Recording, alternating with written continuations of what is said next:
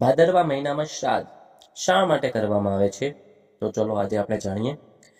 ભાદરવા મહિનામાં શ્રાદ્ધ કરવામાં આવે છે કારણ કે આ સમયને પિતૃપક્ષ તરીકે માનવામાં આવે છે, જેમાં હિન્દુ ધર્મ અનુસાર પિતૃઓ એટલે કે પિતૃઓની આત્માઓ એની આત્માઓની તૃપ્તિ માટે વિધિ કરવામાં આવે છે.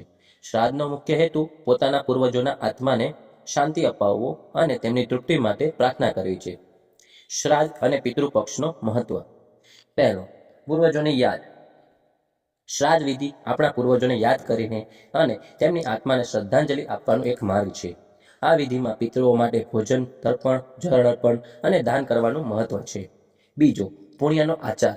શ્રાદ્ધ વિધિમાં મંત્રોચ્ચાર, તર્પણ અને દાન કરવા દ્વારા પુણ્ય મેળવવામાં આવે છે. એવું માનવામાં આવે છે કે આ વિધિથી પિતૃઓને મોક્ષ મળે છે અને તેના ઉપરી શાંતિ પ્રાપ્ત થાય છે. ત્રીજું, કર્મફળનું અવલંબન.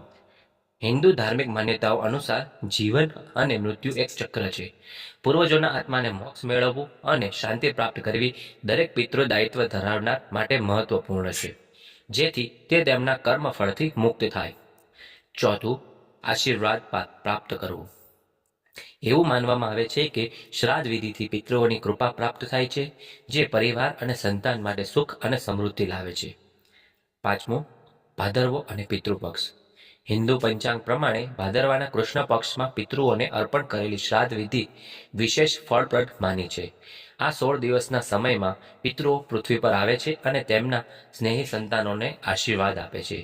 શ્રાદ્ધ વિધિમાં વિવિધ કાર્ય. પિતૃઓ માટે ભોજન તૈયાર કરવું અને બ્રાહ્મણોને ભોજન કરાવવું. તર્પણ કરવું, જેમાં જળ અર્પણ દ્વારા પિતૃઓની શાંતિ માટે પ્રાર્થના કરવી. ગાય, બ્રાહ્મણ, ગરીબો અને અનાથોને દાન આપવું, તેનાથી પુણ્ય મળવા માને છે. આવી રીતે શ્રાદ્ધ વિધિએ પૂર્વજોને યાદ કરીને અને તેમનો આભાર માનવાનું મહત્વ છે, જેનાથી વ્યક્તિ તેના ધર્મ અને કુટુંબ પ્રત્યેની ફરજ નિભાવે છે. વિડીયો ગમે તો લાઈક કરજો, શેર કરજો, સબસ્ક્રાઇબ જરૂર કરજો.